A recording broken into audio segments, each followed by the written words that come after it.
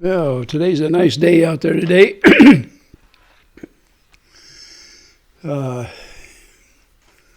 Not a lot going on out there this morning, that's for sure, but temperatures are about right. They're in the mid-70s.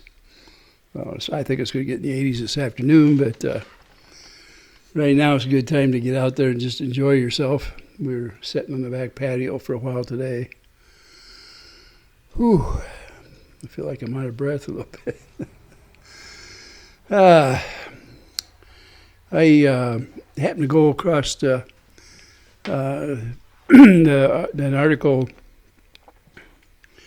yesterday. I noticed on two Lees in a pod there in their commentary section. Community, I guess it is, I think. But anyway, had to do with description of a narcissist. And man, it was spot on, I guess I could say. But I thought, you know what, they got me kind of interested, so I thought, well, I'm going to go on the internet here, or YouTube, and I'm going to ask a few questions out there, or look at a few things and see what some of the professionals have to say about the performance of a narcissist. And what kind of help, if any, can you give somebody like that? Is it something that can be fixed? And I got a big surprise out of that. One of the first ones that popped up was everybody's favorite, Dr. Phil. I guess if anybody's an expert, it would be him, wouldn't it? Now, I don't want to go too far into that, by the way. The biggest thing, and this wasn't just him that said it, but narcissist, there's not a lot of things that will help a narcissist out, that will get him away from those habits.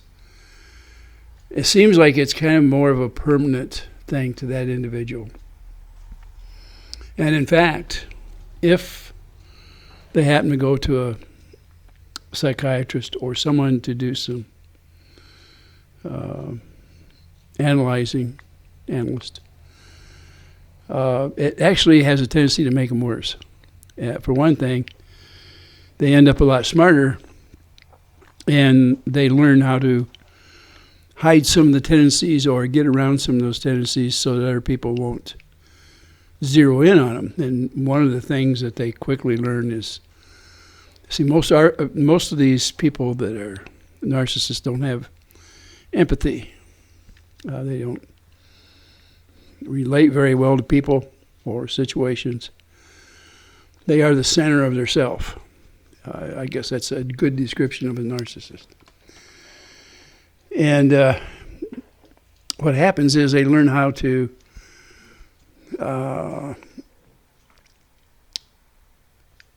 charm people, if you will.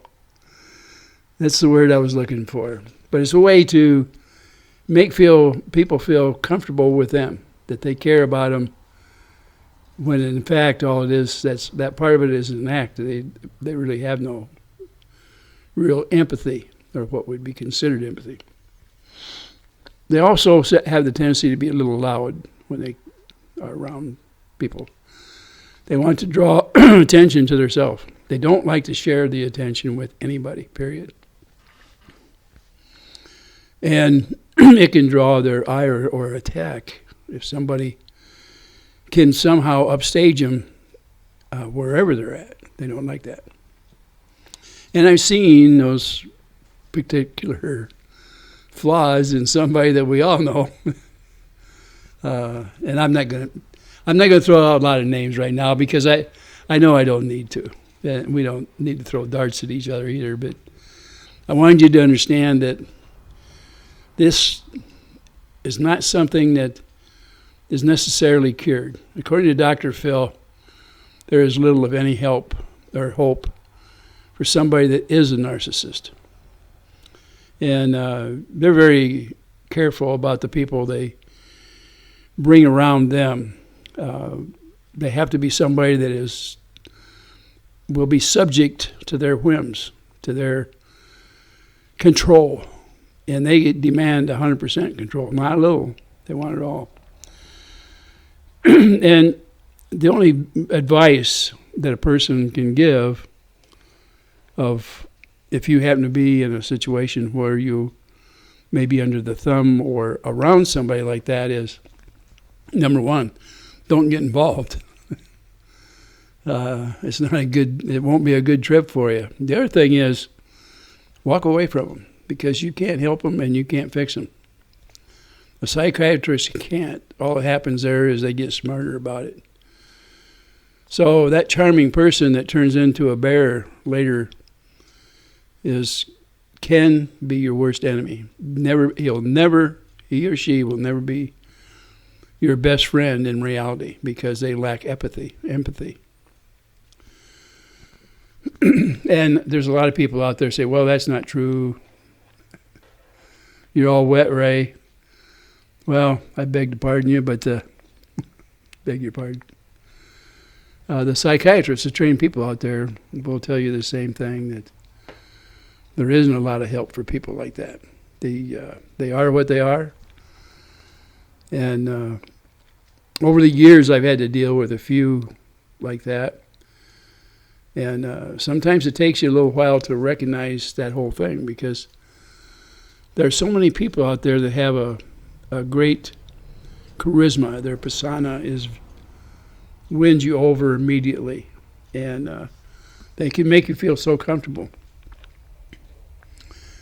But as time goes on, there's different things that will bring their true colors to the surface. And if you try to correct somebody like that, it doesn't matter what it is. You don't want to do it in front of others. And you don't want to do it even where it's only the two of you very much, because if you do, you will very quickly become the enemy, and they will attack you on all fronts. And they love to attack you in front of your own peers so that they can show that they are the boss, the most important person.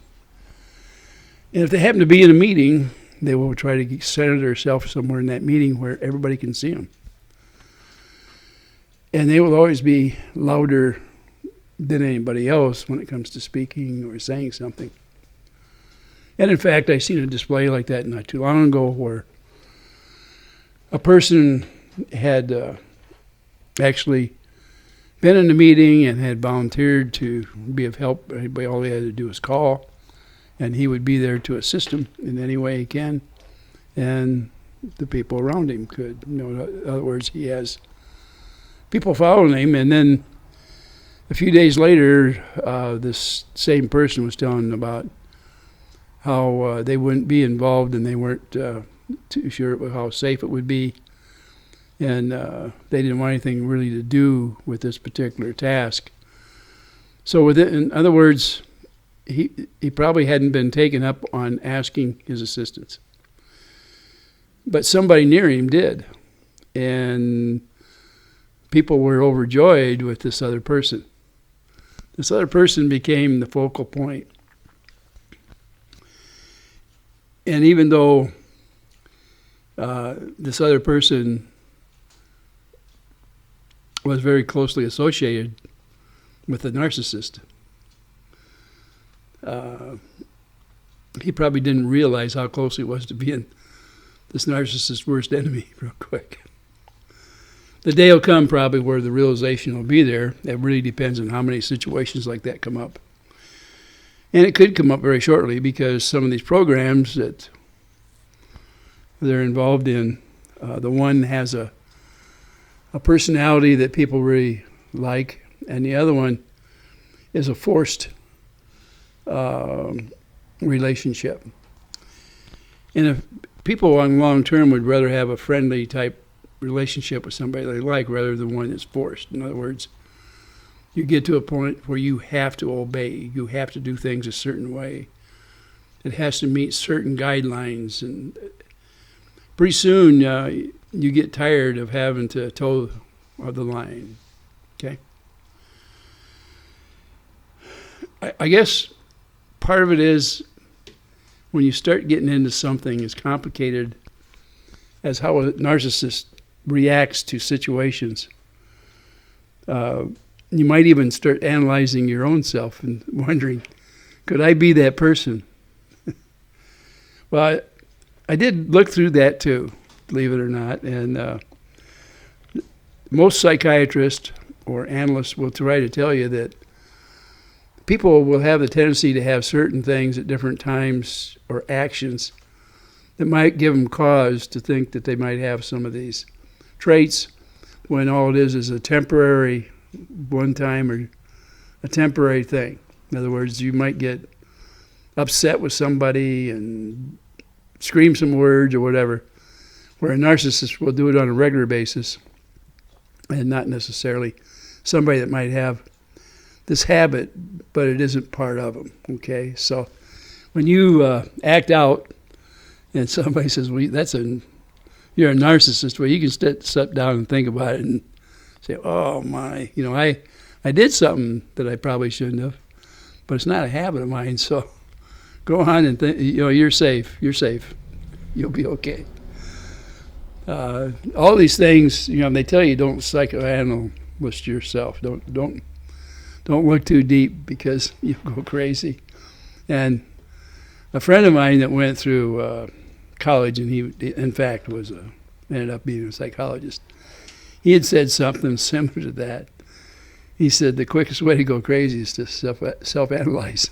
He said, we all have hidden bad traits that we don't like, and we get paranoid about it if we look too deep, and we may end up having to go to one of our peers for help. He said, of course, he was a very intelligent person, and he had a good sense of humor, so he didn't dwell too long on things like that. He did have advice from time to time. And we worked with each other off and on. Our careers were similar. We worked with the same company at different times, and sometimes in different companies, and our paths would cross. It was always a good meeting. Yeah. As far as business people, for some reason, there's a lot of people that I think in business that are narcissists, because to climb a ladder of success, sometimes you have to be very cold. Your nature does. And you have to be narrow-minded to get there a lot of times. Now, when they say the good guys finish last, a lot of times it is that way, because you have the tendency for people to take advantage of your good nature sometimes. A lot of times they don't realize that you understand what's going on, and you will work around it if you can and go on with life. Life is short enough that you don't need those encumbrances of getting even with somebody or winning every battle. It's better to accomplish your task in some way that makes sense to you, that you can live with. Honesty is the best trait, and I realize that there's times where honesty may not work in the situation you may be in at the time. It can hurt somebody very badly. Honesty can. So it's something that you have to temper with the situation you're in. I wouldn't think you'd want to tell the whoppers that the politicians do. I think one of the first things they learn is tell you what you want to hear. I always call them chameleons. I have a person, an in-law, if you will, that he has the traits of a chameleon. And I know he means well. He tries to be accepted. And so he sometimes will act in a manner that he thinks you expect. And I don't ask close friends or acquaintances to do that. They're better off to just be themselves, and they're more acceptable that way. BS goes a long way, doesn't it? Well, anyway, if you want to see that list and part of it, go over there to two leads in a pod and look through their little deal, you'll see they've outlined it very well. It's pretty well explained. And there's a comment section. You can leave comments down there for it. I'm not going to do that on this one. You can leave comments if you want. That's up to you. But I just wanted to alert you to the fact of narcissist tendency. I think you all have met people that are narcissists, and you could probably name some right now. These people that are loudmouthed and overbearing and bullies and no better than thou, and you you do it their way, there is no other way. And one of the things I want to warn you about a narcissist, once they get on your trail where they're coming after you, they will not stop. So saying that it's dangerous is, I would say, that is key. Know what you're dealing with, and the best thing to do is avoid that situation, if at all possible. Don't get involved so tight that you can't get out. That's all I really got to say today. I'm going to keep it short. Like always, I hope the Lord blesses you today and opens that, or lightens the path for you. And I don't know if I have any more good words today or not. Sometimes I feel a little bad telling you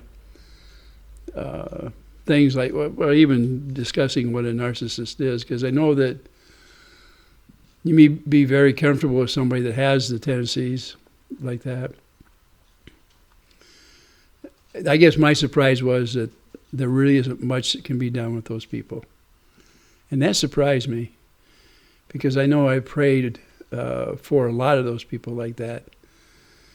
And I wish there was something that could be done, but obviously I don't have that power. I don't know. What kind of luck have you had with people like that? One thing that they do is, if you look behind them, where they've been, where they came from, they pretty much leave a trail of destruction of people that they've worked around with or over or under.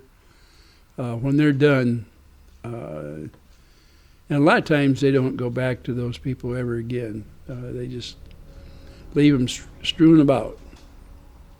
So my advice is, use caution when you're interfacing with people like that.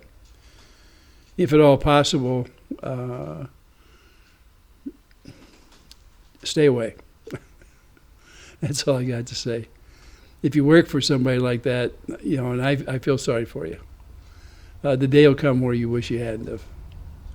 With that, I'm going to let you go. And you have a great day today, will you, please? Weekend's coming up here pretty quick. Sayonara, adios, auf Wiedersehen.